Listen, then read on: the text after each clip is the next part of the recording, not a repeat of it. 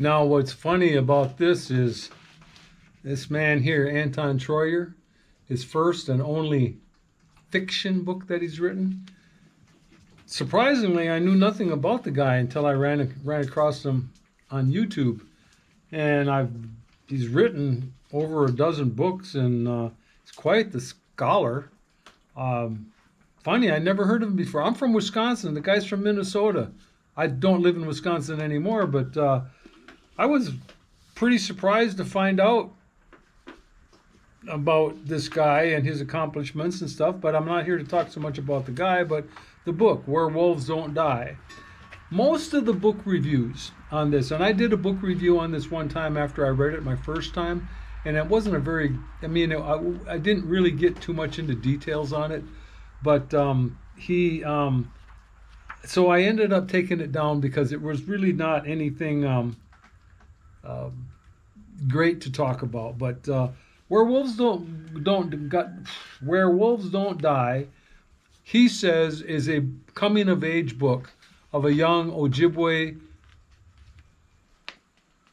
boy to adolescent, and as he's goes up to his grandparents in just above International Falls, Minnesota, but into Canada. And I'm not going to get into why he goes up there, but I do want to say that it is a contemporary book. He uses like LOL, kind of OMG kind of abbreviations. Well, not those exactly, but abbreviations like that. Talks about smartphones, Subarus, Silverados, contemporary time frame. This book to me seems very autobiographical after I've seen so many of his speeches and stuff, but and read so much of his stuff. But he's a pretty good writer. To written in 2024. It's very 2024. Boy, I gotta look at that. Come on, let's look at that. Yeah, 2024. I'm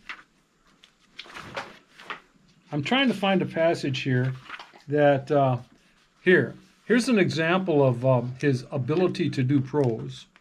Nora was like the snow still falling from the sky. Sometimes she glided gently into the room and settled in her chair with the grace of a Canadian lynx crawling for snowshoe hares. Pretty cool. And there's several lines like that in this book. And just to give you an example, it's contemporary to that. He talks about COVID and things that are happening lately. I don't particularly agree that this is so much a coming of age book.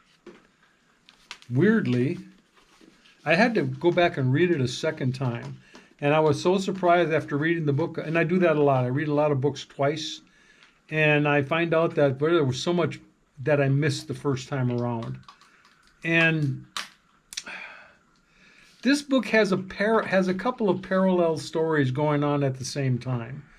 There's the young man's story, and you don't really pick this up right away.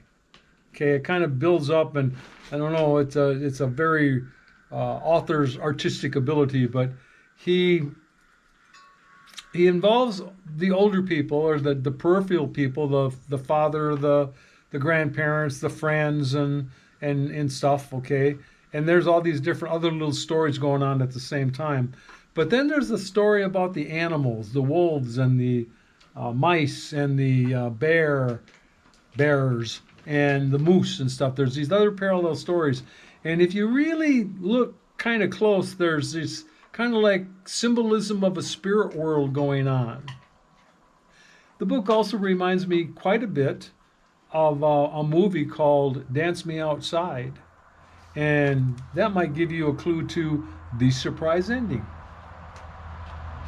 Thank you.